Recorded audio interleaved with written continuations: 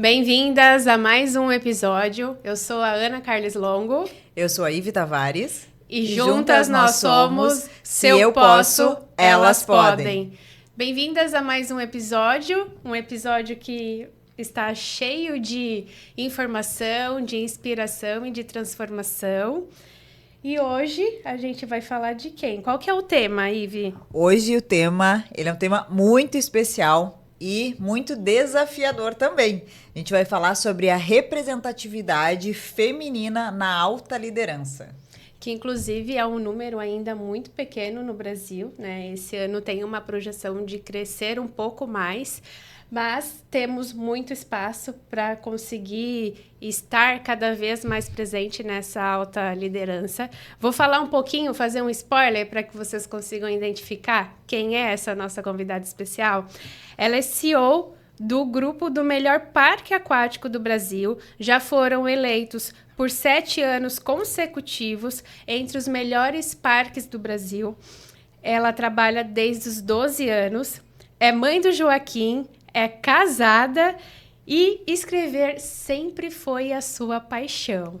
E aí, Ivy, conta mais, quem é essa convidada? Quem será? Quem é essa convidada tão especial? E é a Monique Reinert. Seja muito bem-vinda ao nosso podcast Se Eu Posso, Elas Podem. É um prazer enorme estar aqui, conhecer um pouco mais da tua história, da tua trajetória dentro do parque, né? Que aqui no Sul é uma representatividade em parques aquáticos. Quem é aqui da região conhece e adora estar indo lá, tá se divertindo, tá fazendo momentos de lazer. E aí, conta um pouquinho pra gente como que foi essa trajetória desde os teus 12 anos começando e hoje estar ocupando o cargo de CEO de uma organização tão importante, tão representativa para a nossa sociedade? Bom, obrigada, né, em primeiro lugar. É uma honra poder estar aqui e compartilhar um pouco mais da minha história.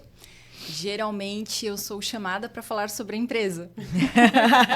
Isso é novidade, né? Poder contar um pouquinho mais sobre a minha história e, quiçá, ajudar outras mulheres que estão aí na jornada e dizer, não, estão sozinhas, né? A gente passa perrengue todo dia, os mesmos, inclusive.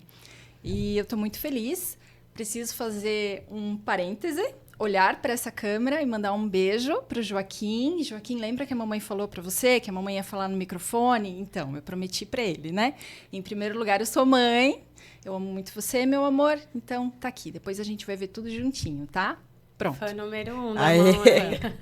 Ele ficou encantado que eu ia falar no microfone. Eu precisava mandar um beijo para ele. Bom, então vamos lá, né? Como que se desenrolou um pouquinho dessa história? A Cascanéia é uma empresa familiar, então nasci nesse lugar e sempre fui muito condicionada ao trabalho. Fui criada dessa forma, né? O que me levou ao cargo que eu estou. Porque eu sempre fui a primeira pessoa a dizer, deixa que eu faço. Eu quero aprender, deixa que eu ajudo. Ah, não está dando conta disso? Traz. Só isso nos cobra também um preço, né? De puxar muita coisa pra gente. Mas também, quando houve a votação para CEO, todos votaram em mim. Porque eu me desenvolvi em todas as áreas da empresa. Hoje, se for para fazer tudo o que tem que fazer dentro de hotelaria, né, que são os nossos negócios, hotelaria e o parque aquático, tudo certo, eu toco. Então, não tem crise sobre isso. Então, eu fui me desenvolvendo assim. Lá com 12 anos, o meu primeiro trabalho foi cuidar de um portãozinho no restaurante que ninguém podia entrar pela saída. Era buffet livre naquela época. Eu tenho 33, né? Eu tinha 12 anos de idade. Então, as pessoas queriam... Um entrava pela entrada, pagava, o outro entrava pela saída e 2 comiam no mesmo prato. Basicamente era isso. E o meu trabalho era não deixar ninguém entrar pela saída. E aí eu ficava lá. As pessoas vinham, mas eu tenho que ali levar uma chave. Eu falava, não pode. Não pode. Eu repetia isso 500 vezes por dia. Depois eu fui promovida a entregadora de prato. E depois fui trabalhar na loja. Na verdade, eu me infiltrei lá, que eu gostava muito da menina que trabalhava lá. E aí eu ajudava ela a dobrar camiseta e organizar as coisas. E aí eu comecei a ajudar ela e no fim eu trabalhava ali. Isso, a loja era terceirizada ainda. Aí quando nós assumimos a loja, então eu fui a primeira funcionária da loja. Mas é um lugar que eu não trabalharia mais em loja. Não dá, as pessoas fazem muita bagunça. Não consigo lidar com isso. Já valeu a experiência? Já deu, chega. Foi, passou. Aí trabalhei na lanchonete, primeiro eu trabalhava no atendimento, depois fui promovida a caixa, aprendi a trabalhar na cozinha, fazer lanche, fazer tudo que você imaginar numa cozinha de lanchonete ou numa lanchonete eu sei fazer. Fui trabalhar no escritório depois, com uns 14 anos de idade mais ou menos, então em 2 anos eu cresci bastante dentro da empresa. E comercial, telefone, só que não sabia atender um telefone. Eu lembro a primeira vez que eu atendi um telefone foi traumático. Conta pra nós, como é que foi essa história? É que não existia um processo, não existia um treinamento, não existia nada disso antigamente. E aí a pessoa me perguntou o que tinha no parque. Eu fiquei assim, meu Deus, o que eu respondo? Eu sei que as minhas 2 irmãs estavam paradas na minha frente, conversando, a copa era bem na frente. E aí eu pedi 1 minuto para a pessoa e eu falei para elas, assustadíssima, eu falei, a pessoa perguntou o que tem no parque. O quê? Que eu falo? E tinha um folder do meu lado, né? Ai, guria, tu nasceu aqui, tu viveu a vida toda aqui, tu não sabe falar o que tem no parque? Pega o folder e vai falando. Não me ajudaram em nada, né?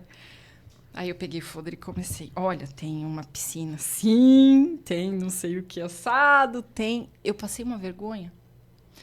Eu me senti tão incompetente, tão estúpida. E isso me motivou ao quê? A estudar e criar um manual de atendimento. Então, as coisas, para mim, né, a minha vida profissional, ela foi sendo muito desenvolvida com a minha vontade.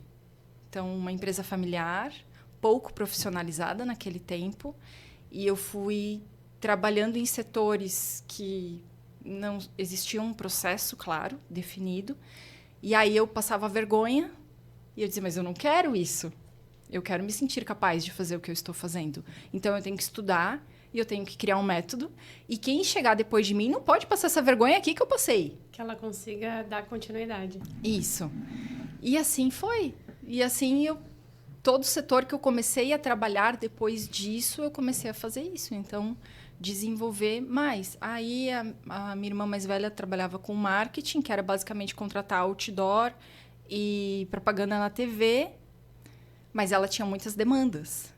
E aí eu olhava e dizia, mas a gente pode fazer um trabalho aqui. Eu tinha conhecimento zero, né, daquilo, mas olhava outras empresas e dizia, olha que legal que essas empresas fazem. Era inspirador. E eu sempre olhava para isso e dizia assim, eu quero que as pessoas olhem para a nossa empresa e digam, olha que legal que eles fazem. Então, eu vou fazer também. E aí eu falei, tu quer que eu te ajude com isso? Aí ela me deu o marketing. E aí eu comecei a desenvolver o marketing. Fui me enfiar no financeiro. Eu falei, se a gente fazer uma planilha aqui, mal sabia usar Excel. Eu sei que eu tinha descoberto o Excel, e aí eu falei, vamos usar esse negócio aqui. Há muitos anos atrás, né, gente? E aí, vamos, legal. E aí comecei a separar, né, contas a pagar, contas a receber, não sei o quê, mas não me identifiquei muito ali com o financeiro. O meu negócio é comercial e marketing, eu gosto de falar. Dá pra ver. Né? Eu falei pra Ana, não vai ser um monólogo, mas está sendo. Não, mas é interessante você contar a fundo sobre todo esse processo da jornada que você percorreu, para que as pessoas as mulheres que estão nos acompanhando, e na maioria das vezes elas vão olhar aonde você está hoje, mas não entendem o processo que você percorreu, que foi uma jornada, né? E muitas têm o sonho de chegar num cargo de uma alta gestão, de uma alta liderança, que como a gente comentou no início, que ainda a nossa parcela feminina é muito pequena e a gente tem muito a contribuir, mas de que forma a gente consegue, através da tua história, ter essa inspiração para entender alguns caminhos que a gente pode traçar e que, se tem mulheres que têm o desejo, que elas saibam o que percorrer. Olha, desculpa, pode falar? Pode falar. Então, eu acredito que a gente pode chegar em qualquer lugar. A gente só precisa assumir a responsabilidade pelo nosso desejo e pagar o preço. Porque não é só flores. Sim, são flores com bastante espinho. Então, é caminhar a jornada, segurar o peso, porque ele existe. Muitas pessoas olham para o topo da pirâmide e dizem, ai, que lindo, que maravilhoso estar lá, um lugar de status, de poder e tal. Também quero estar lá, ser relevante, ser a cara da empresa, ser isso, ser aquilo. Mas a pessoa tem que subir o primeiro degrau. E todos que tem em frente. E são muitos obstáculos e desafios que tem ali. Você tem que se lapidar todo dia, né? O que eu não tenho ainda para chegar lá? Eu, claro, almejava um reconhecimento. Eu sempre me dediquei muito à empresa. E me dedico ainda, né? Mas quando ele veio, foi até surpreendente. Porque quando nós decidimos ter a colocação de CEO dentro da empresa, que a gente chegou nesse momento, vamos ter um CEO, a primeira pergunta que a gente se fez foi, existe alguém capacitado e competente dentro da empresa para assumir isso? Eu olhei para aquilo e falei, não tem. Né? Você não se enxergava. Não. Mas é uma questão de autocrítica muito alta também, né? Eu ia trazer esse A minha psicóloga ponto. diz que eu tenho o pior chicote está na minha mão e ele está me açoitando. Enfim, mas faz parte. Se você quer um lugar de destaque, você não pode aceitar a mediocridade. Então, tu tem que almejar ser a melhor versão todos os dias. Enfim. E aí eu indiquei, todo mundo tinha que indicar 2 pessoas. E aí depois as pessoas começaram a me falar que tinham me indicado. Isso foi me dando um frio na barriga. E o dia que, então, né, unanimemente eu escolhida, eu sei que eu chorava, assim, de felicidade, de dizer assim, poxa, isso... Reconhecimento. De reconhecimento. Isso coroa o trabalho que eu tenho feito até aqui e as pessoas estão enxergando em mim capacidade. Estão enxergando essa entrega. Então, ok, a régua subiu bastante agora. Né? Eu tenho que continuar entregando, mas quando a gente chega num lugar, às vezes as pessoas falam, não, chegou lá, deu tudo certo. Não chegou lá. Foi só mais um degrau. Quando você chega num determinado patamar, você vê que ainda tem uma escada grande pela frente. E o trabalho nunca acaba. Você está sempre se lapidando, trabalhando em ti. Enfim. E a gente vê, né, quando desenvolve trabalhos em empresas familiares, os 2 desafios, né? Por ser uma empresa familiar, o desafio ele já é diferente, porque envolve, não é só a questão de toda a organização, né? São vínculos ali de outras formas, de conseguir separar os papéis, de você conseguir entender o que é a tua responsabilidade enquanto filha, no caso, e enquanto empresária também. E muitas vezes isso, para as mulheres, eu sinto que acaba sendo mais desafiador ainda, porque por mais que você tenha vindo de uma família, de um movimento onde você começou a trabalhar com a empresa, onde você foi, digamos, treinada e lapidada para isso, né? Mas para muitas outras mulheres que almejam isso, muitas vezes elas não são... nem o estímulo externo é visto de que elas conseguem fazer aquilo. E aí, além da nossa briga interna, que sim, eu acho que a autocrítica feminina é o nosso pior inimigo, é a gente mesmo, porque a gente sempre está se achando insuficiente para alguma coisa. E, às vezes, tu já deu o máximo e tu continua achando que é insuficiente, né? Mas o fato da gente também, muitas vezes, não ser estimulada para isso, de ter muitas mulheres que às vezes não são estimuladas para isso, porque culturalmente ainda se vê modelos mais masculinos, né? E não é traçando incompetência, ambos são competentes. É uma questão cultural, realmente, e que aí sim exige que primeiro, acho que a mulher acredite muito mais que ela é capaz, e que bom que você, né, nesse momento, as outras pessoas viram a tua capacidade antes mesmo de você tá vendo isso, né? E hoje, olhando para esse, né, esse momento que você tá, o que você acredita que são os principais desafios assim, dentro da liderança feminina? Bom, em primeiro lugar, é equilibrar todos os nossos outros papéis. Então, a liderança feminina, e eu acredito de verdade que existe uma questão eu não sei se a gente pode dizer que é um preconceito, o que é, mas quando geralmente, quando as empresas pensam, claro, não vou botar todo mundo no mesmo balaio aqui, mas existe algo por debaixo do tapete, um sentimento de que se existe um cargo muito alto, primeiro essa pessoa tem que ter ampla disponibilidade. E aí, vamos lá. Existem pais muito presentes, mas geralmente a mãe tem uma carga maior na criação dos filhos. E eu digo isso até enquanto empresária também, né? Quando a gente pensa em funções com alta disponibilidade, essa pessoa é mãe, essa pessoa é um pai solo, essa pessoa, qual é a disponibilidade dela?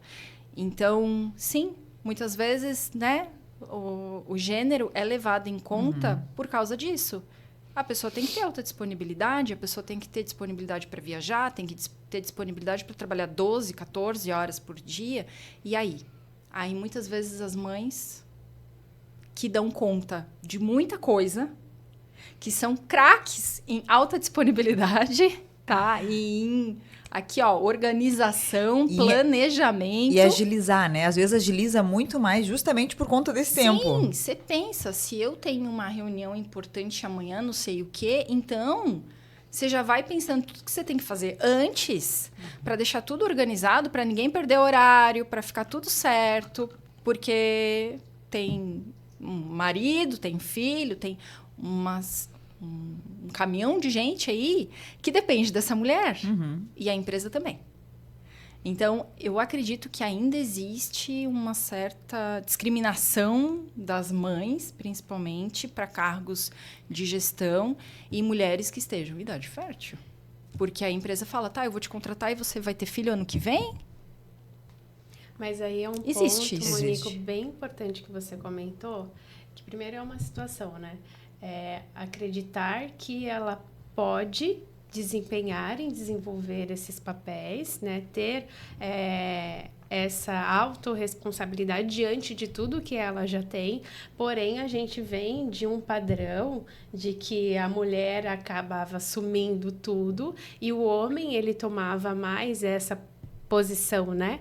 E aí a gente vem de uma sociedade atual em que os papéis eles estão sendo mais distribuídos, os homens eles têm os maridos têm nos ajudado mais, de forma que nós estamos conseguindo ter esse espaço e entender que a gente pode sim assumir essas altas responsabilidades, falando de mundo corporativo, que é onde a gente tem mais barreira de conseguir ter alguns acessos, porque hoje eu vejo que, além disso, além de nós olharmos para nós mulheres e conseguirmos enxergar com mais liberdade que nós podemos, tem também uma virada de chave das empresas para olhar para a gente de uma outra forma e entender também que aquela mulher, ela pode sim estar ali, mas que ela tem também como a gente até falou em alguns episódios, né? Que fica muito... A mulher, ela chega no momento que ela entra num conflito. Porque se eu sou uma boa mãe, eu deixo o mundo corporativo de lado, eu deixo a profissão de lado. E se eu sou uma boa profissional, eu sou uma péssima mãe. E as empresas, eu vejo que tem muita oportunidade de começar a olhar com uma certa sensibilidade também para as mulheres. Mas aí, quando você tem empresas que não tem mulheres lá em cima, na alta gestão, para olhar para as mulheres que estão lá embaixo e dizer, eu já passei por isso, eu sei que é possível e eu vou começar a puxar essas mulheres para cima, fica um pouco mais complicado, porque isso é muito recente, né? Poxa, a gente chegou no mercado de trabalho não tem tanto tempo. E às vezes o modelo masculino que está lá, ele não é um modelo que ele vivenciou isso com as suas esposas. Verdade? E aí é difícil, né? E eu costumo dizer que às vezes não é que tem alguns que não é nem que não se esforça, é que realmente não vivenciou. Isso. E não consegue ter uma visão diferente. Então o esforço, ele acaba sendo muito maior, né? E para nós mulheres também é. Porque eu tenho 2 filhos, o meu marido é muito participativo em tudo, E, às vezes, eu me pego querendo fazer mais do que ele em relação aos filhos, como se a minha obrigação fosse maior do que a dele. Mas ambos somos pais, Sim. né? Esses dias, do inglês, do nosso mais novo, mandaram a parte dos boletos, as coisas, tudo pro Eduardo. Daí, a hora que tinha que mandar o material didático e o cronograma, mandaram para mim. Aí eu cheguei, imprimi e mostrei pra ele. Ele assim, tá, mas por que mandaram pra ti? Eu disse, não sei. Ele, as contas pra pagar, manda pra mim. Esse aqui agora mando pra ti, fui eu que fiz tudo. Fui eu que matriculei, fui eu que vi horário, eu que vi o táxi que vai levar o João. Ele disse assim, não, então toma que assume que é teu. Por quê? E não é, né, por discriminação, não. É porque... É inconsciente, né? É inconsciente, é muito forte.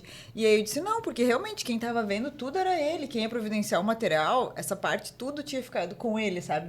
Dessa atividade, né? Mas realmente ainda é muito novo, né? Não dá pra gente não olhar para isso com um olhar diferente. Tanto da posição das empresas, quanto nossas. E aí também, a gente também tem que ter um olhar crítico, porque tem muitas mulheres que ainda não conseguem buscar esse autoconhecimento e esse desenvolvimento para conseguir se posicionar de diferente forma, né? E realmente acaba se perdendo no processo como um todo, assim. E semana que vem eu vou para o Paraná e eu vou participar de um processo de um grupo de empresas, são 3 empresas, e um dos processos é para se olhar possível sucessão, né? E tem 8 pessoas, e são todos homens. Não tem nenhuma mulher. Eu vou ser a única que vou estar participando do processo enquanto mulher, assim, também, né? Não para assumir o cargo, mas no processo avaliativo para ver quem dos é possíveis sucessores. Dos possíveis sucessores. E as mulheres têm muito a contribuir. Só que a gente ainda vive num mundo que, quando a gente engravida, e funcionárias minhas já, tipo, engravidei, e aí? Eu vou voltar da licença maternidade, eu vou ser desligada? É claro que não. Em que planeta que a gente vai fazer isso? Só que as pessoas têm esse medo. Tem. Porque isso, infelizmente, ainda acontece. Entra outra pessoa, assume teu lugar e depois tu é descartada. Porque teve um filho. Poxa, isso não é justo. Então, como que a gente fala para essa mulher que ela pode ser mãe, ela pode ser dona de casa, ela pode ter a vida dela, e ela pode sim crescer na carreira sem abrir mão de tudo isso, porque tem gente que acha que tem que abrir mão disso. O E não existe, né? É o ou, né? Tudo ou. É tudo ou. É difícil manter o equilíbrio, mas dá para fazer tudo. Tranquilo, né? Mas como que a gente fala para essa mulher que, além dela ter tudo isso, ela pode crescer na carreira? Ela pode ser uma alta executiva. A maioria das mulheres estão com medo de ser demitida depois que volta da licença. Entende? Então, realmente é uma questão bem delicada. Eu acredito que, com o passar dos anos, isso vai mudar, vai evoluir. Precisa, né, gente? Porque... E já está, né, num processo sentido. de... Já está, com certeza. Mas... Tem muito Tem muito ainda que evoluir. Muito. E esse movimento que nós estamos fazendo, né, como mulheres, se unindo ainda mais, porque num passado não tão distante isso não acontecia com uma certa facilidade, com uma certa leveza. Muitas olhavam para outra com um olhar de concorrência, e hoje nós estamos olhando para cada uma das mulheres com um olhar muito mais colaborativo.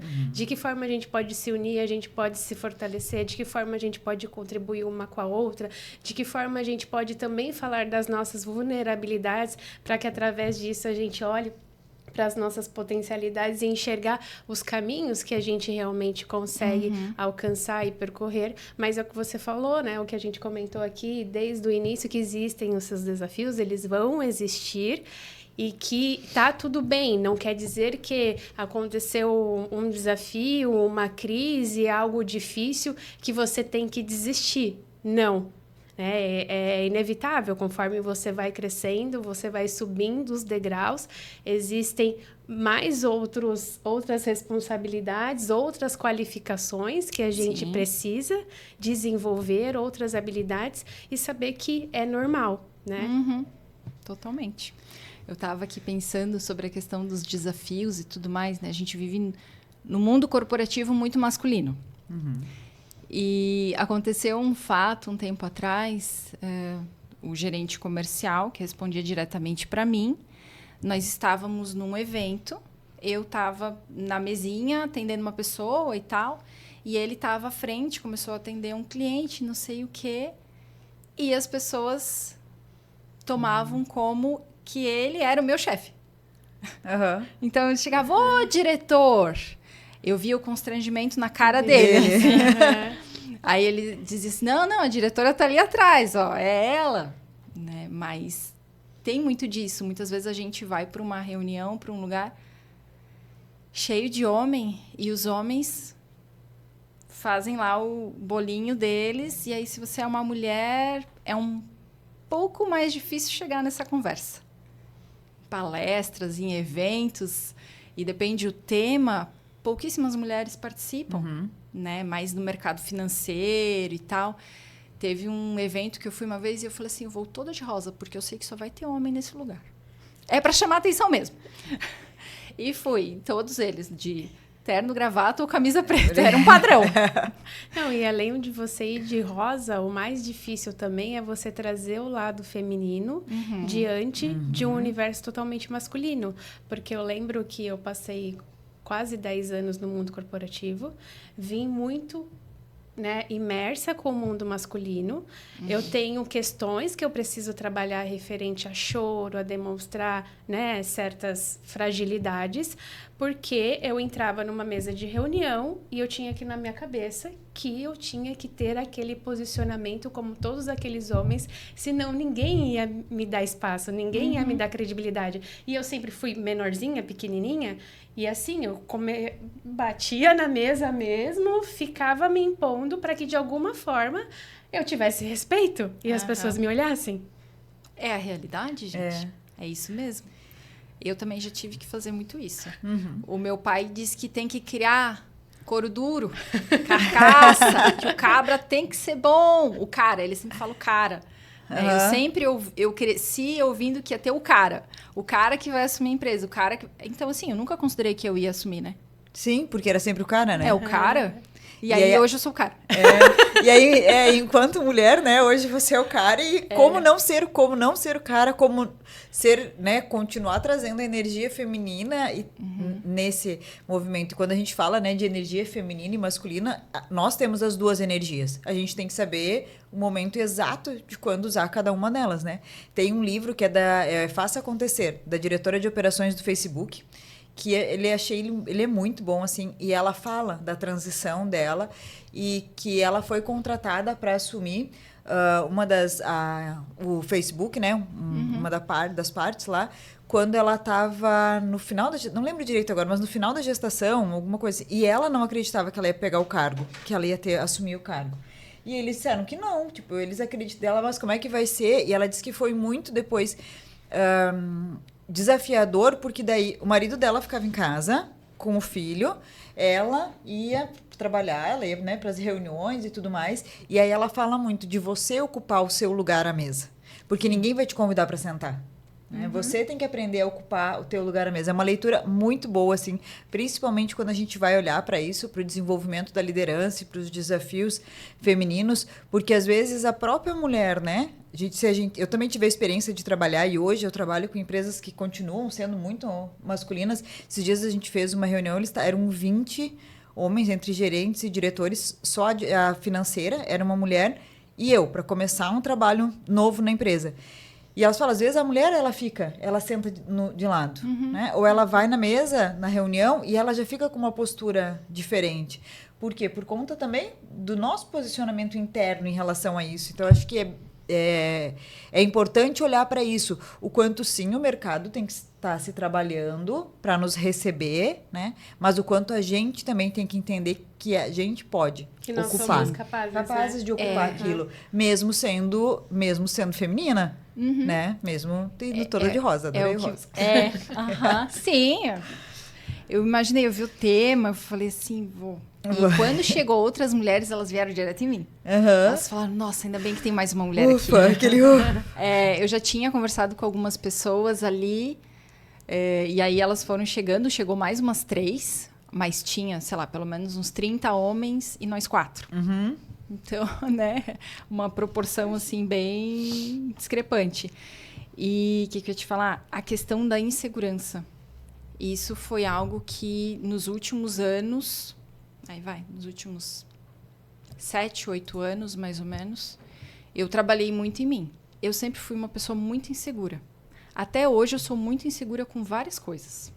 Eu acho que a gente nunca vai acabar de ter insegurança, né? É sobre... Ela muda, às vezes ela muda. Ela muda. É que a vida acontece todo dia tem novidade. Ela muda a frequência e muda o tema, né? Muda a frequência e muda o tema. E você tá aqui numa montanha-russa de coisas acontecendo.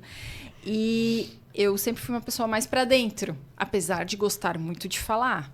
Mas a questão de gostar de escrever é porque eu precisava colocar em algum lugar a minha emoção. Eu sempre fui uma pessoa muito intensa. Então, poesia sempre foi minha paixão e era onde eu me expressava mais. Porque muitas vezes, num ambiente mais família e dentro da empresa, tinha pouco lugar de fala. Então, você faz anos de terapias, né? Enfim. E em algum momento eu falei, ok, eu entendi, eu preciso aprender a me posicionar. Eu tenho que pegar o meu lugar na mesa. Não era almejando chegar numa posição de CEO, mas era almejando ser ouvida. E isso é um exercício diário, porque se você não ocupar o espaço, alguém vai ocupar. Que seja você e que seja estratégico. Então, hoje em dia, tem alguns exercícios que eu faço antes de entrar em algumas reuniões. Ai, contou com presente. Então, primeiro é respirar muito. Se eu sei que tem um tema sensível ali, né? E cada um... É por isso que a terapia é muito importante, autoconhecimento. Eu sei quais são os meus gatilhos. Eu sei qual é o meu gatilho da minha criança. Eu sei quando ela vai aparecer e ela vai querer olhar para uma coisa que ela não pode olhar. Que ela não pode se meter naquilo ali. Que aquilo é coisa da Monique adulta, olhar e resolver. Mas o gatilho é forte. Então, e isso, o mundo corporativo, às vezes, não é diferente de um playground. Em que os dois coleguinhas estão brigando por um brinquedo. E que o ego às vezes fala mais alto. E vem batendo forte. Tem vezes que a gente não para, respira e responde. A gente só responde. Então, fazer esse exercício de respiração, de mentalmente pegar a criança, colocar ela no banquinho e dizer, ó, você fica aqui porque é o adulto que tem que olhar para as situações que vão acontecer aqui. Esse é o meu... a minha questão. E sim, a nossa criança às vezes vem em momentos que ela não foi chamada. Isso acontece, de fato. É um exercício muito simples, mas que ele tem me ajudado a eu me posicionar. Porque a criança quer fazer birra, a criança quer dizer assim, não concordo. Não, então contra mim. Se não é do meu jeito... Se não é do meu jeito. Não, mas calma, pensa. Aqui a gente tem que olhar para o outro e entender o que está acontecendo. E muitas coisas que a pessoa, às vezes, uma pedra que ela te atira, não é contigo, né? É dela. É dela. Então... respirar sempre. E aí ter esse exercício... Ter um delay para a resposta. É importante porque aí você toma decisões não baseadas pelo que você passou, né? Porque na maioria das vezes a gente se coloca em algumas situações e faz julgamentos e realiza escolhas diante da tua história, da tua trajetória, do que você passou, e aí você olha para o outro e fala assim, cara, como isso aqui? Mas eu faria de outra forma. Tá, ok, tu faria de outra forma, mas existem outras formas também que a gente pode dar esse espaço para que seja olhado também para outras alternativas e a gente consiga ter perspectivas diferentes. Senão é sempre com o mesmo olhar, com a mesma visão. E quando a gente vai buscando, né, as terapias, o autoconhecimento e tudo mais, a gente também começa a entender que muita gente ainda não faz isso. E aí, nesses ambientes, em reuniões, é difícil você conseguir ter essa empatia de que aquilo é do outro. E conforme você vai se aprofundando, você vai entendendo. Tá, isso é teu, não é meu. Eu tenho um exercício que eu faço sempre também, que é isso. Eu penso, né, mentalmente. Isso é teu, não é meu. Isso é teu, não é meu. E aí, tá, como é que eu vou devolver de uma outra forma? Porque até os modelos de treinamento, de liderança e tudo mais, hoje a gente tá vendo um olhar diferente. Na questão do autoconhecimento, na questão de inteligência inteligência emocional. Antes era muita ferramenta. Era Sim. ferramenta de feedback, ferramenta de gestão, ferramenta de administração de tempo. Não que elas não continuem sendo importantes, porque, né, faz muita diferença. Mas está sendo levado esse olhar do ser humano, de ele olhar para si, para ele entender o que é dele naquela reflexão, naquele momento, porque senão fica uma briga de egos Sim. gigantesca. E quem grita mais e quem bate mais... acaba ganhando voto, né? Isso, Levando. quem fala mais alto, as pessoas param para ouvir, que fala mais forte, que não sei o quê, e isso não é muito do feminino, né? Então, eu imagino a Ana numa mesa de reunião cheia de homens e uma fala mansa, como... É difícil ser percebido com autoridade num lugar cheio de homens, muitas vezes, que estão ali falando grosso, e que tem, às vezes, pouca empatia para com os outros também, e dizer assim, calma aí, nós estamos aqui colaborando, não se degladiando, não é o meu ego que tem que sobressair, é o melhor para essa organização. Muitas vezes, nas corporações, isso se perde, as pessoas querem ter razão. Ela só quer dizer assim, viu só? Foi o que eu falei. Foi o que eu fiz. Fui eu. Se não fosse eu fazer isso, ninguém faria.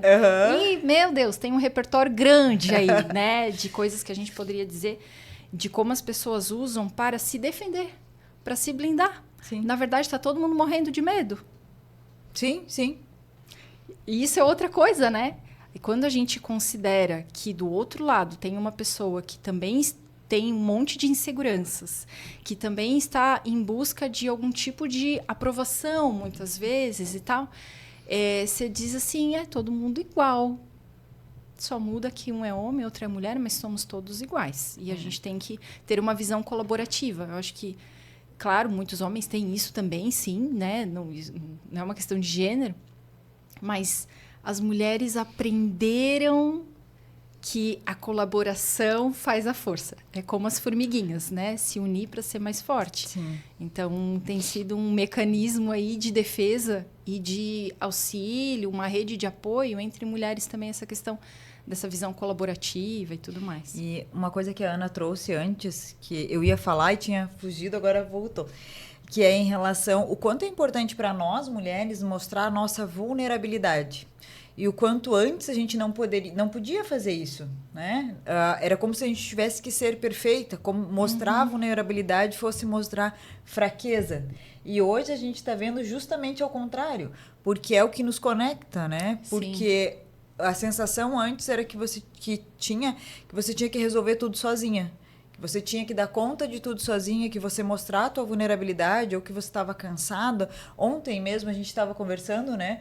Que ontem foi um dia punk, assim, pra todo mundo. Essa semana ela tá bem... O dia que a gente levantou também, e intensa. a gente queria cancelar todos os compromissos. Tudo, assim. E aí a gente chegou aqui, o Pedro também tava assim, a gente também... Tava todo mundo numa energia baixa. Numa energia baixa.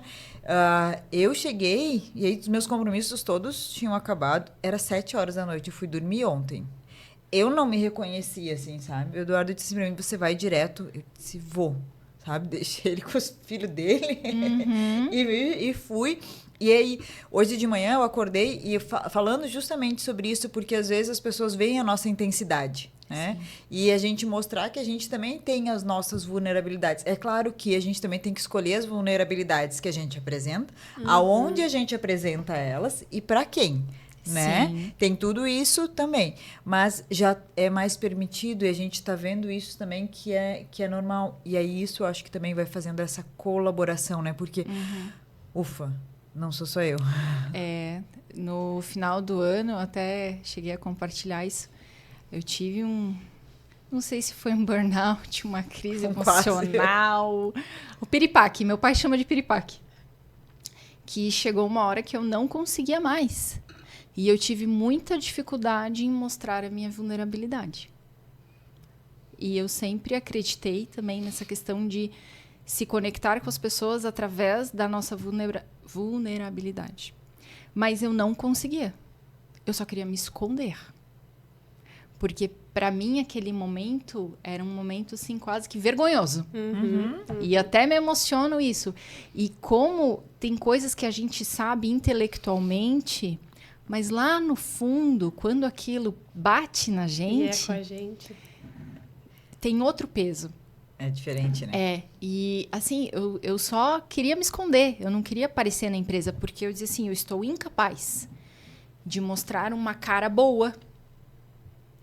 E eu não posso passar isso para a equipe, eu não posso passar esse peso para a equipe. Mas ok, eu deixei a equipe cega. Eu deixei a equipe sem norte, sem saber, mas eu estava incapaz.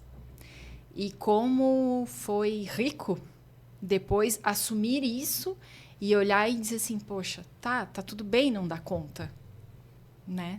E depois eu fui falando com as pessoas, olha, eu não estava bem. E a pessoa dizia assim, sim. Eu vi. Deu pra perceber. Você não estava querendo... Você só não falava nada.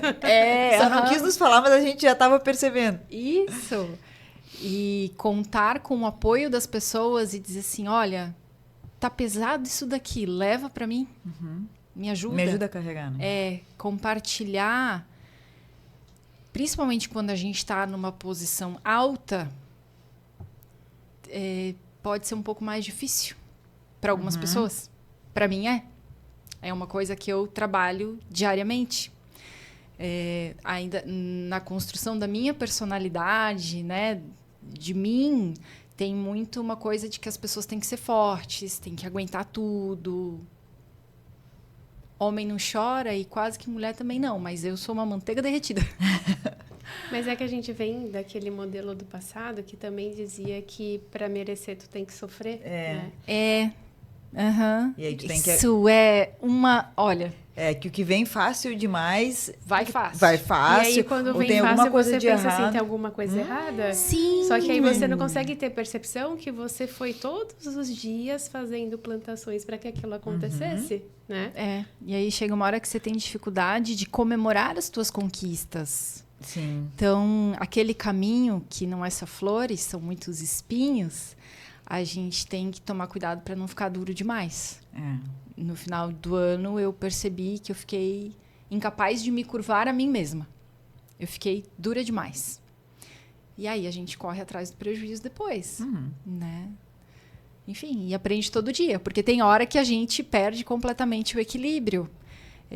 O mundo de CEO, né, ou de cargos altos, tem sempre alguém olhando para ti, querendo uma resposta, querendo uma solução, e é como se você tivesse com um facão na mão e abrindo o caminho. E tem hora que você não sabe o caminho. E isso é um pouco complicado. E aí, nessa hora, você tem que ter mentores, tem que se afastar um pouco para conseguir olhar, né, o panorama mais geral, enfim, refrescar um pouquinho, oxigenar as ideias, porque as coisas não precisam ser feitas naquele tempo imediato. Às vezes a gente precisa de um tempo para tomar uma decisão mais assertiva. Mas, como mulheres, a gente precisa realmente tomar cuidado para não ficar com uma casca dura demais, grossa demais, né? O feminino tem que estar ali junto. Porque senão a gente vai perdendo o que é a nossa essência. Isso. Né? E chega uma hora que realmente eu me perde, sentia se perdida. perde no processo. Eu falava assim, eu não vejo futuro para mim, eu não consigo ver futuro para a empresa, e o meu trabalho é ver o futuro. E como que eu posso fazer o meu trabalho se eu não enxergo o futuro? E naquele momento eu me sentia sem propósito, uma inútil, incapaz, enfim. São coisas que nos acontecem, independente de onde a gente esteja, né? Enfim, acontece. E aí você precisa conversar com as pessoas, ter uma rede de apoio. O meu marido, graças a Deus, assim, sempre me apoiou muito e conseguiu me enxergar quando eu não estava bem, antes de mim. De dizer assim, desacelera um pouco aí. Né? Então, isso é. E como que é escutar importante. do marido desacelerar um pouco? Às vezes é quase jogar um chinelo. Nossa, eu ia dizer, eu quero matar o meu quando ele fala isso. Ele me falou isso ontem, eu disse pra ele, não, coraçãozinho. Fique em paz. É isso. Então, às vezes é difícil. Porque aí tu fala assim, mas você não... eu falei outro dia pra ele, Eu falei, é muito fácil falar quando você não veste o calçado do outro, as botas do outro. Eu vi que ele deu uma respirada profunda. Ele disse, eu tô querendo te ajudar, eu não tô te atacando, eu sei que tu tem muito trabalho, tu consegue delegar alguma coisa pra mim? Ele trabalha comigo, pra quem não sabe, né? Enfim, aí, primeiro eu pensei no meu filtro, porque tudo que as pessoas falam pra mim do tipo, precisa fazer tal coisa na empresa. Eu automaticamente penso, sou eu que preciso fazer isso na empresa. Lembra que eu cresci muito nessa coisa de eu faço, deixa comigo. Sim. Então, para mim é automático. Quando alguém fala qualquer coisa de a empresa precisa disso, eu já penso que eu que tenho que fazer aquilo. Só que isso muitas vezes me sobrecarrega, porque eu penso, meu Deus, agora eu tenho que fazer mais isso, e mais isso, e mais isso, e não sei o quê. Então, também é um exercício de, opa, calma, eu não preciso fazer tudo, né? Tem que delegar, as pessoas também têm que fazer as coisas. E aí eu parei, respirei, pensei, falei, tá, calma, é o meu filtro. Pensa de outra forma, ele está tá querendo te ajudar, ele não quer que tu vá para aquele mesmo caminho, né? Aí eu falei, tá, amor, tá, calma, estou botando as armas no chão, tudo certo, né? O murinho tá no chão também. Ok, eu entendo, eu vou desacelerar. Mas a nosso primeiro pensamento quer ser forte o tempo todo e não aceitar ajuda nem do marido, né? Como assim? Uhum. Como assim? Tá achando que eu preciso de ajuda? Tá achando que eu não dou conta? Tipo assim, tá tudo cara. certo. E é interessante quando nós temos pessoas ao nosso redor que conseguem olhar para isso. Por exemplo, Sim. a gente teve... Quando nós tivemos o chá de bebê recente, que eu ganhei surpresa de vocês e outras amigas. E aí, no caminho, a Ive conversou comigo e falou sobre uma situação que ela viu que uma pessoa se prontificou para me ajudar em algo e eu não aceitei. E foi importante ela ter comentado isso comigo, porque realmente eu sempre quero tomar a frente de tudo. Nós temos esse perfil aqui que a gente quer fazer acontecer, nós damos conta, só que isso também se torna muito pesado. E aí você olha, chega num momento que você está tão sobrecarregada e você se sente sozinha, mas ao mesmo tempo você não tem coragem de pedir ajuda para as pessoas que estão ao teu redor. E de deixar, né, as pessoas ajudarem. Sim. Né? E às vezes a gente pede ajuda, mas tem que ser do jeito que a gente quer, né? Me ajuda do meu jeito. E nós estamos prontas o tempo todo para ajudar todos que estão ao nosso redor. Mas e a gente? Quando chega o nosso momento? E nós que nos colocamos nessa posição. Sim. E é um aprendizado nosso, né? E esse é a gente com a gente mesmo. É tipo, todo não dia. dá pra- É todo dia. Não tem como fugir. Aí eu agora tem coisas, às vezes eu penso, meu Deus, por que eu aceitei isso? Por que eu peguei essa demanda pra mim, gente? Que bucha. Vou recalcular Fulano, a Ciclano e rota. Beltrano podiam fazer isso, né? Agora tá comigo. Tá bom, eu falei que eu ia fazer, agora eu vou fazer. O negócio é entregar. Monique, você já está há quanto tempo no cargo de CEO?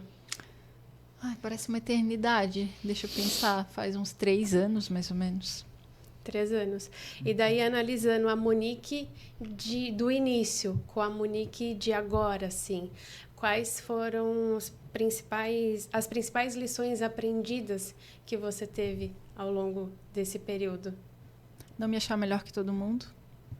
Primeira coisa, né? Quando a gente recebe um reconhecimento, o nosso ego tende a ficar bem inflado. Então, gerenciar o ego é uma coisa bem importante. Não é porque você ganha...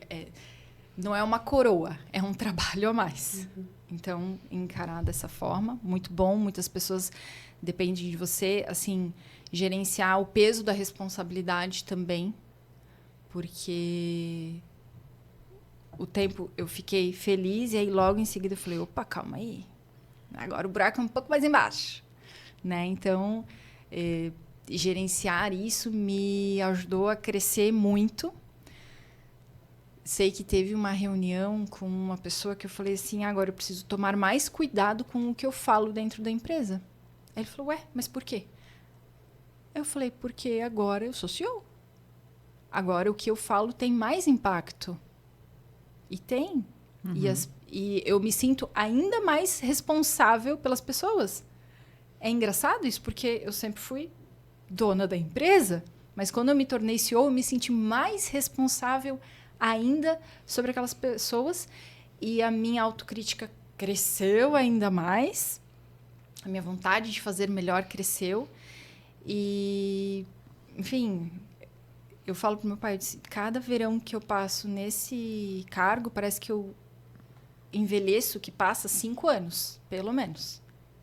Porque são novos desafios que chegam e coisas que eu nunca tive que decidir.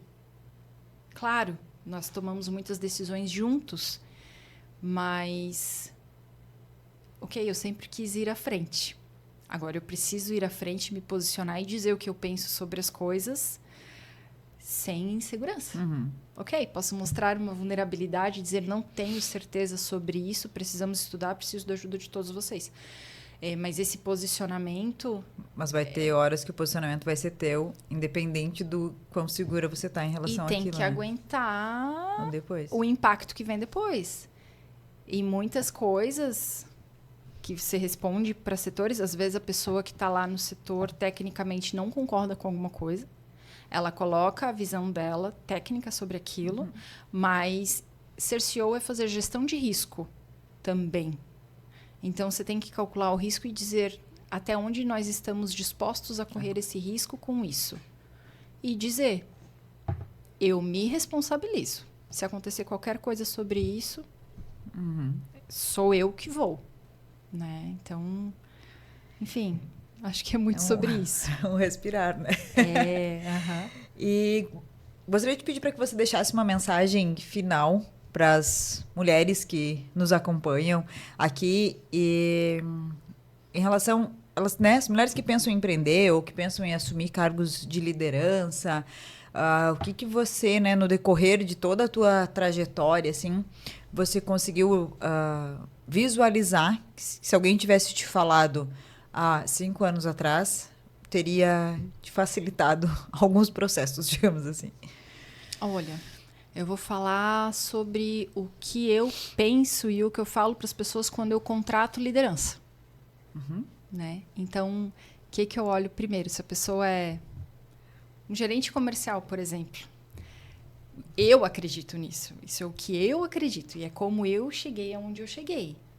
Antes de querer chegar no topo da escada, faz o primeiro. Faz um arroz com feijão muito bem feito antes de querer inventar alguma coisa diferente. Então, se especialize, estude, treine, mas principalmente trabalhe em você mesmo. O autoconhecimento é a base de tudo. Pode ser um baita especialista, mas se não souber lidar com você em primeiro lugar, não vai conseguir lidar com as pessoas. E os cargos de liderança exigem isso em primeiro lugar. Você lidar com recursos humanos, recursos financeiros. Você tem inteligência emocional suficiente para não tomar uma decisão quando estiver feliz demais, nem triste demais. Né? Então, tem que ter isso muito claro. E mete a cara, coragem, dê medo, vai com medo mesmo com insegurança, ocupe o espaço, porque senão alguém vai ocupar. Ser sempre estratégico, né? Pensar assim, eu faço isso, por que eu faço isso? Em que lugar que eu chego fazendo isso? Se aproxime das pessoas certas.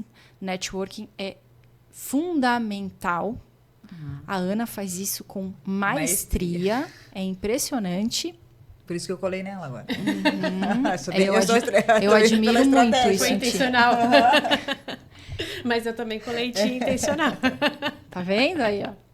E estar com pessoas boas te faz ser melhor. Então, sabe? Se cerque de coisas boas. Quando a gente quer chegar num lugar, a gente vai ter que sair de onde a gente está. Então, quem está em determinado lugar, o que essa pessoa faz?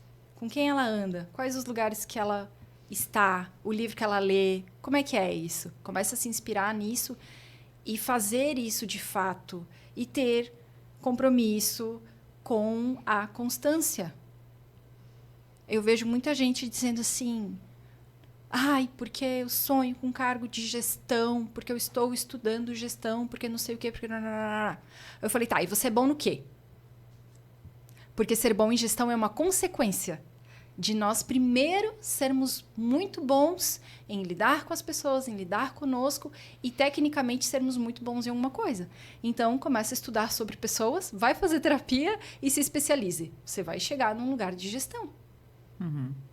Para mim, essa é uma receita, sabe? Muito bem. Ser primeiro muito bom em alguma coisa. Tivemos uma aula aqui, né? E ser constante, né? Ser constante. Que é o que a maioria hoje não consegue fazer, Manter, né? Sustentar. Muito bem. Adorei Obrigada. a nossa conversa. Foi muito, incrível. muito obrigada. Cada né, momento a gente vai saindo com reflexões diferentes, com aprendizados, né? Essa troca gera aprendizados para nós, né? Também, o tempo todo. E é uma troca, não só a gente... O projeto do podcast Se Eu Posso, Elas Podem, ele existe para impactar e transformar a vida de outras mulheres através de vocês que vêm aqui com tanta generosidade e compartilhar a trajetória de vocês, mas a gente aprende muito o tempo todo, né? E não estamos sempre numa posição também de aprendiz, que é o que você comentou, ter humildade para entender que eu não sei de tudo ainda. E nós nunca saberemos de tudo ainda, se nós estivermos num processo de evolução constante. E manter essa constância é o que realmente faz que a gente evolua e sejamos seres humanos cada vez melhores a cada novo dia, né? Obrigada. Obrigada. Obrigada a vocês. Obrigada pela tua vinda. E encerramos mais um episódio do Seu Posso, Elas Podem. Porque se... A Monique pode... Nós também podemos. Nós também podemos. Não é verdade, Monique? Com certeza. E tu quer deixar um recadinho final? Tem alguma coisa que a gente acabou não comentando que você gostaria de falar? Acreditem em si mesmas, coragem, persistência, constância, que você chega lá. É isso aí. Então, aprendendo com quem faz a diferença, com quem desde sempre, desde muito cedo, se doou e se dedicou para tudo que fazia e se permitiu a passar por todos os processos para que conseguisse estar onde está hoje. Se você tem algo para perguntar para a Monique, gostaria de saber alguma curiosidade ou algum tema específico, deixa aqui nos comentários, que vai ser um prazer ler esses comentários e, de repente, no futuro, trazer ela novamente. Isso aí. Isso aí, obrigada. Até mais. Tchau, tchau.